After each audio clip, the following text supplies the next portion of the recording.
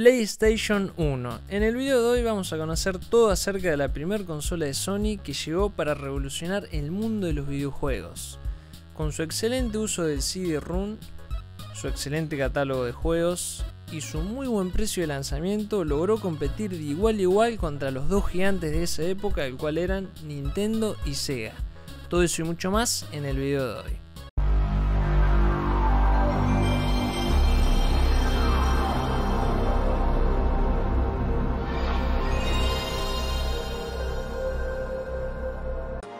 ¡Hermosa!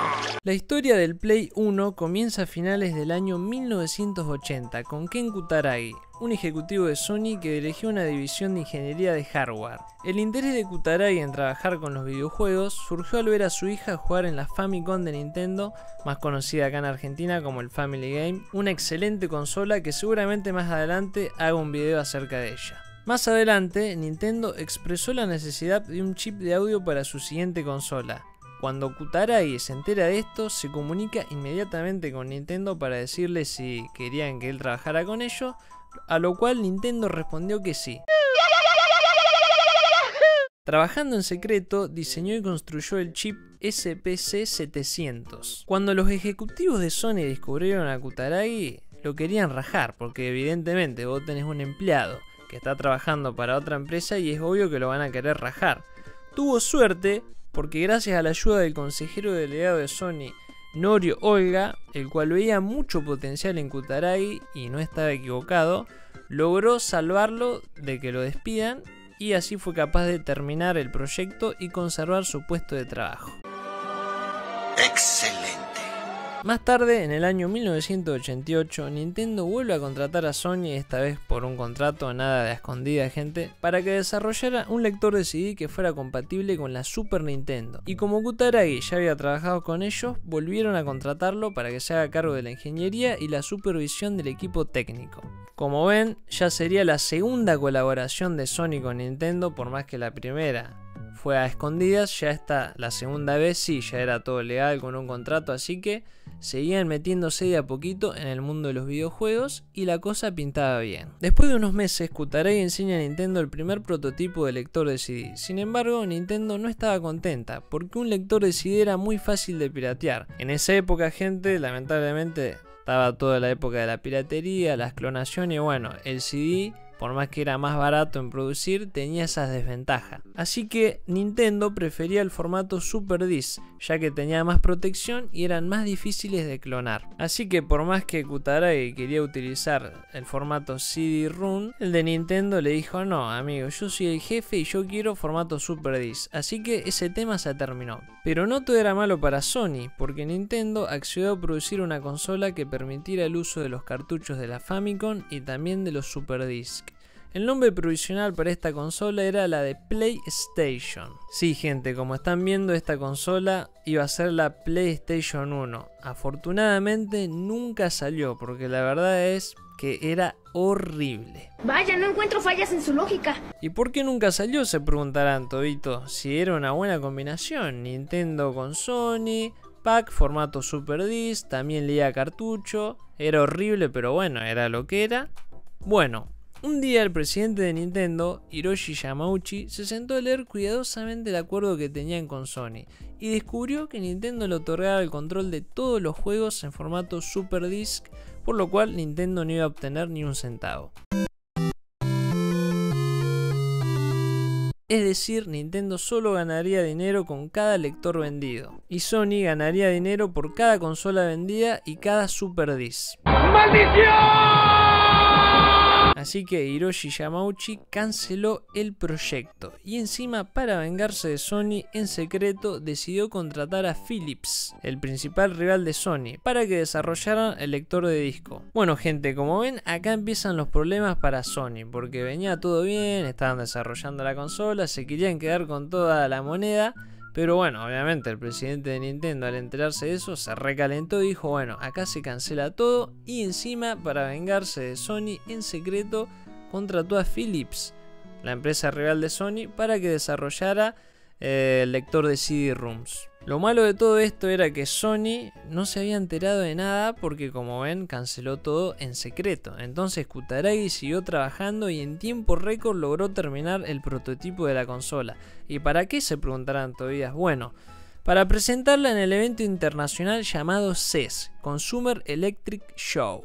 Básicamente sería como un E3 de hoy en día, gente, donde se presenta todo lo nuevo de tecnología en entretenimiento, consolas, videojuegos, etc. Para Sony, lograr presentar la consola ahí era una oportunidad de oro, así que el 1 de junio de 1991 Sony presentó su lector de CD y el hasta entonces llamado Nintendo PlayStation. Toda la gente y analistas que vieron la presentación de Sony quedaron muy satisfechos y veían a la consola con un futuro prometedor. Hasta acá todo era felicidad, gente. Los de Sony estaban muy contentos, presentaron la consola con la colaboración con Nintendo, la crítica fue buena, la gente veía buen futuro en eso, pero tan solo un día después se pudrió todo. Tan solo un día después de la presentación de Sony, Nintendo convocó a los medios de comunicación a una rueda de prensa donde anunciaban su colaboración con Philips. Básicamente decían que ellos iban a encargar de la fabricación del lector de CD para la Super Nintendo, pero la gente no entendía nada, porque entiendan la situación, gente. Un día antes, Sony se presentó con la consola, colaboración con Nintendo, todo espectacular, todo era felicidad, y un día después convocan una rueda de prensa, ¡pup! No, se canceló el proyecto, nosotros no estábamos trabajando con Sony, ahora estamos trabajando con Philips. Básicamente la gente no entendía nada y esto dejó muy mal parado a Sony. Al enterarse de esto, Sony presentó una demanda a Nintendo por incumplimiento del contrato y se dirigió a las oficinas de Nintendo para intentar llegar a un acuerdo acerca del futuro de la PlayStation. Oye, hombre fontanero con bigote, ha llegado tu peor pesadilla. Básicamente Sony quería seguir vendiendo la consola y seguir manteniendo la compatibilidad con los cartuchos de la Super Nintendo y los CD de Philips para mantener la alianza entre las tres empresas y todos contentos. Sony había invertido mucho dinero en el proyecto y no quería abandonarlo, pero la reunión no llegó a un acuerdo. Cagaste. Luego de eso, Sony intentó aliarse con Sega. Al principio le dijo que sí, pero después le dijo que no. O sea, lo boludeó. Todo eran malas noticias para Sony. Pero había una persona que nunca se rindió, y ese es el crack de Ken Kutaragi. Él estaba convencido de que podía mejorar el prototipo que habían diseñado junto con Nintendo y transformarlo en una consola propia. Así que fue a presentarle el proyecto a su jefe Norio Oga, el cual se había quedado recaliente con Nintendo y no sabía bien si seguir invirtiendo tiempo y dinero en el mundo de los videojuegos. Pero luego de pensarlo por un rato, decidió dar luz verde a Kutaragi para realizar el proyecto. Como ven, gente, Sony ya estaba re caliente, no quería saber más nada con el mundo de los videojuegos, le fue re mal con Nintendo, después Sega le dijo que sí, pero después que no. No querían gastar más tiempo ni dinero, pero Kutaragi estaba firme y seguro de que él podía mejorar el prototipo, entonces fue con el jefe y le dijo, che, una oportunidad más. Y bueno, el jefe le dijo que sí y acá empieza la época dorada de Sony, papá.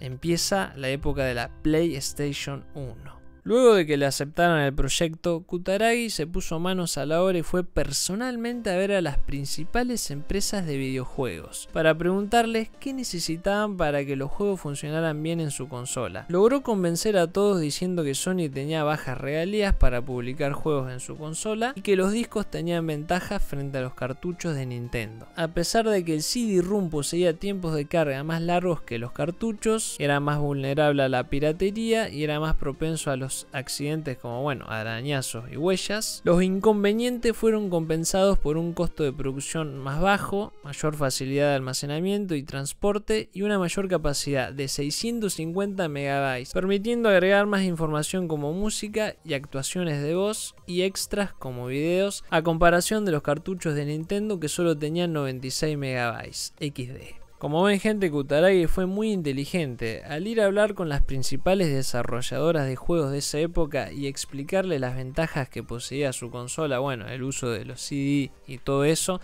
más los bajos costes de producción y las bajas regalías de Sony, logró hacer que todos estén contentos. Y antes de hacer, todo esto es antes de hacer la Play, gente. fue inteligente porque primero se ganó el respeto de las personas esa antes de hacer la Play. Cuando ya haga la Play, ya tenía básicamente a toda esa gente que iba a querer hacer juegos para su consola. Por lo tanto, fue un movimiento excelente de parte de Kutaragi. Un genio. Luego de eso, Sony creó una nueva empresa enfocada en la industria de los videojuegos llamada Sony Computer Entertainment America. Un día Kutaragi se encontró con un juego de pelea llamado Virtua Fighter. Este juego de peleas poseía personajes con gráficos poligonales y escenarios en 3D. Luego de eso, Kutaragi se dio cuenta de que ese iba a ser el futuro de los videojuegos, por lo que decidió poner mayor énfasis en los gráficos de polígonos en tercera dimensión en la consola que estaba desarrollando. La PlayStation contaba con el procesador RISC 3000 de 32 bits a 33.9 MHz, 2 MB de memoria y contaba con una resolución, atención, de 256 por 224 píxeles. Miren cómo cambiaron los tiempos, gente, que hoy en día todo el mundo quiere lo mejor, quiere Ryzen 9, i9, quieren la mejor placa para jugar en 4K, y en esa época la Play con su resolución de 256 por 224 ya eran felices. ¿Cómo cambiaron los tiempos? La consola también contaba con un lector de CD-ROM y un chip gráfico 3D. Juntando todo esto, la consola estaba preparada para que los juegos con gráficos 3D funcionaran sin ningún problema. Ahora bien, pasemos a los joystick o mandos. El primer joystick de PlayStation es el Dual Digital Controller. Basado en el diseño básico de botones establecido para el mando de la Super Nintendo, este joystick no poseía mandos analógicos, porque en esa época había muy pocos juegos en 3D. El mando contaba con 4 botones en el lado derecho, el círculo, triángulo, cuadrado y cruz, que más adelante se convertirían en un símbolo para Sony. En el lado izquierdo estaban las flechitas de movimiento, en el medio el botón de Select y Start, y arriba los míticos botones R1, R2 y L1 y L2. Y ahora sí, gente, llega el momento de la verdad. El día 3 de diciembre del año 1994, Sony presentaba en Japón su primera consola de videojuegos. ¿Y cómo le fue, Tobito?, se preguntarán. La verdad que le fue bastante bien. La consola logró vender más de 300.000 unidades solo en las navidades, contra las 500.000 de su rival directo, el Sega Saturn. O sea, no logró superar al Sega, gente, pero para hacer una consola nueva, bastante bien. Sin embargo, Sony estaba muy segura de su consola, por lo que siguieron trabajando, y en el año 1995, en la primer E3 de la historia, se gastaron banda de guita en publicidad para presentar la consola. Ahora bien, gente, acá pasa algo medio raro, porque como les digo, la presentación no fue muy buena que digamos, no pasaron gameplay, nada. Pero sobre el final de la presentación, sube en ese entonces el actual presidente de Sony Entertainment America, Steve Ray, para decir el precio, 299, y todo el mundo aplaude como loco. Fue una presentación que quedó literalmente para la historia.